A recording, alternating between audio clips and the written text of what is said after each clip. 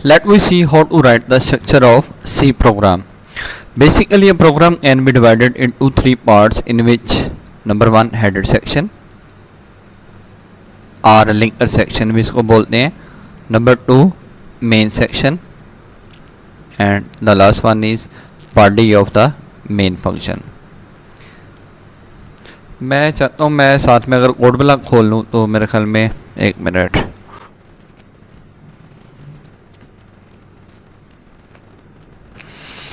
ये ले, अब साथ साथ हमारे इधर प्रोग्राम होगा और इधर से मैं आपको डिफाइन करूंगा इसके सेक्शंस। लाइक सबसे पहले हेडर सेक्शन, तो यहाँ पे आप देखिए टॉप ऑफ द मोस्ट जिधर हम हेडर फाइल्स लिखते हैं ये वाला area, that is called header section और लिंकर सेक्शन। दूसरा मेन सेक्शन, आपकी सी में जो भी प्रोग्राम है वो मेन से स्टार्ट होता है और वो एक फंक्शन है जिसको हम मेन फंक्शन बोलते हैं। ये दूसरा पार्ट है मेन फंक्शन। और लास्ट में बॉडी ऑफ मेन फंक्शन, ये कर्ली ब्रैकेट्स जो हैं यहाँ से लेकर ये स्टार्टिंग ब्रैकेट और एंडिंग ब्रैकेट के दरमियान में जितनी भी आप इंस्ट्रक्शंस लिखेंगे ये सारी की सारी क्या है, बॉडी ऑफ मेन फंक्शन। तो सबसे ऊपर हेडर सेक्शन है। हेडर सेक्शन जो है वो हेडर फाइल्स यहाँ पे लिखी जाती है। कोई भी हेडर फाइल जो आपने लिखनी है तो वो लिखी जाएगी हैश सिंबल से, उसके बाद इंक्लूड और यहाँ पे हेडर फाइल का नाम आ जाएगा और हर हेडर फाइल की जो एक्सटेंशन है वो क्या होगी, .h होगी। उसके बाद आपके प्रोग्राम की जो एग्जीक्यूशन है वो मेन फंक्शन से स्टार्ट होगी। एक्चुअली यहाँ से मेन फंक्शन से हमारा प्रोग्राम एग्जीक्यूट होना शुरू होता है और इसके अंदर जितने भी स्टेटमेंट्स इंस्ट्रक्शंस लिखेंगे वो यहाँ पे हम लिखेंगे। तो ये आपको 3 पोर्शंस जो है मैंने कोड ब्लॉक के प्रोग्राम के साथ बता दिए। ये पहला हेडर सेक्शन, दूसरा main section and the last one is body of the main function. इसी चीज़ को माइंड में रखेंगे तो जब आप पेपर में भी ऐसे ही एक छोटा सा प्रोग्राम बना देंगे और ये जो प्रोग्राम आप बनाएंगे, जैसे देखें मैंने ये आपको यहाँ पे एलेबोरेट करके दिखाया कोड ब्लॉक में, इसी तरह आप यहाँ पे हेडर फाइल्स दे देंगे। हेडर फाइल्स देने के बाद एरो से बता देंगे header section, then word main function है और मेन फंक्शन बता देंगे और यहाँ पे 1-2 आप लाइनें जो भी लिखेंगे और नीचे लिख दें body of the main function. तो चलिए अब इसको देखते हैं लिखना कैसे है। स्क्रीन बड़ी कर लूँ।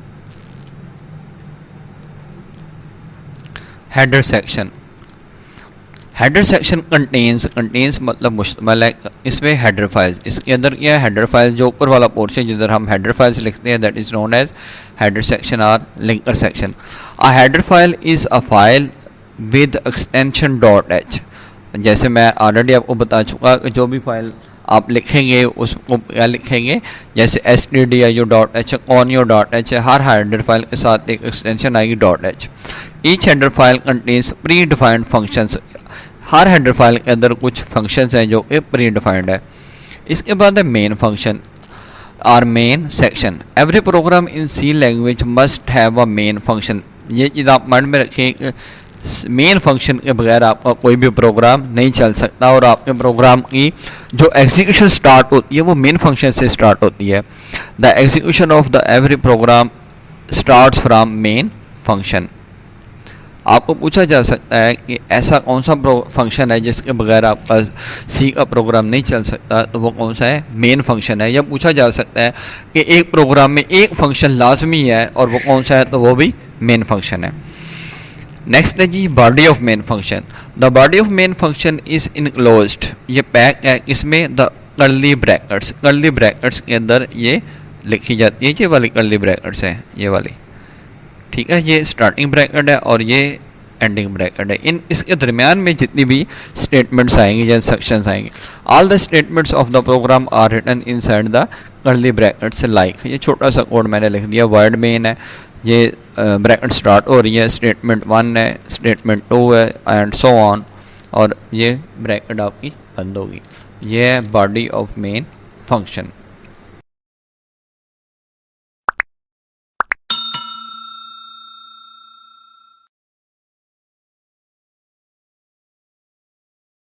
अब हम देखते हैं कि उर्दू में हमने कैसे लिखना है स्ट्रक्चर ऑफ द प्रोग्राम और प्रोग्राम का ढांचा। तो बुनियादी तौर पर सी प्रोग्राम जो है उसको 3 हिस्सों में तकसीम किया गया। पहले तो आप ये लिखेंगे बुनियादी तौर पर प्रोग्राम को 3 हिस्सों में तकसीम किया गया है, जिसमें पहला हेडर सेक्शन है, दूसरा मेन सेक्शन है और तीसरा क्या है, main function of the body, header section. अच्छा, इससे पहले मैं ये पढ़ूँ, पहले इसकी जो आपने प्रोग्राम को वाज़ह करना लिख के वो देख लें। इस तरह आपने एक प्रोग्राम बनाना है जिसमें आपने ऊपर 2 हेडर फाइल्स दे देनी है, ठीक है।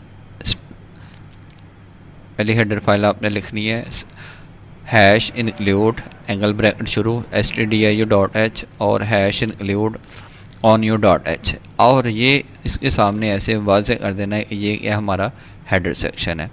फिर हम फंक्शन लिखते हैं वर्ड मेन। सी का कोई भी प्रोग्राम मेन फंक्शन के बगैर नहीं चल सकता, और आपके जो प्रोग्राम की एग्जीक्यूशन है वो भी सी के मेन फंक्शन से शुरू होती है। इसे हमने कहना है, ये वाला दूसरा पार्ट क्या है, main section.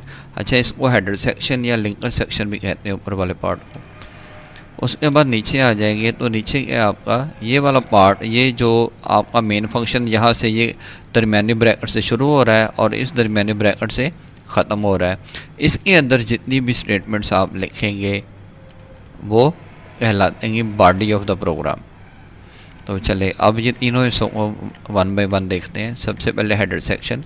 Header section header files पर मुश्तमिल होता है। ये हमारी क्या थी, header files stdio.h onu.h header files है। तो वो कहते हैं ये हेडर फाइल्स पर मुश्तमिल होता है।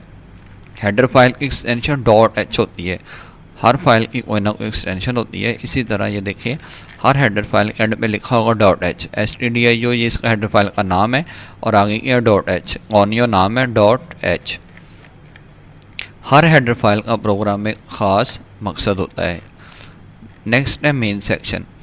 सी ये हर प्रोग्राम में मेन फंक्शन लाजमी है, इसके बगैर सी का कोई प्रोग्राम नहीं चल सकता। सी का हर प्रोग्राम मेन फंक्शन से ही शुरू होता है। और ये इस तरह प्रोग्राम बनाने के बाद आखिर में है मेन फंक्शन की बॉडी। मेन फंक्शन की बॉडी दरमियानी ब्रैकेटों के अंदर लिखी जाती है। ये अभी जो मैंने बताया आपको, 2 दरमियानी ब्रैकेटों के अंदर बॉडी लिखी जाएगी। ये वाली जो ब्रैकेट है, ये वाली ब्रैकेट प्रोग्राम की बॉडी को स्टार्ट करने, और ये वाली ब्रैकेट जो है प्रोग्राम की बॉडी को ख़त्म करने के लिए इस्तेमाल होती है। प्रोग्राम की तमाम स्टेटमेंट्स इन दरमियानी ब्रैकेटों के अंदर लिखी जाती है। तो ऐसे आप लिखेंगे स्ट्रक्चर ऑफ द प्रोग्राम या प्रोग्राम का ढांचा। ओके जी, अल्लाह हाफिज़।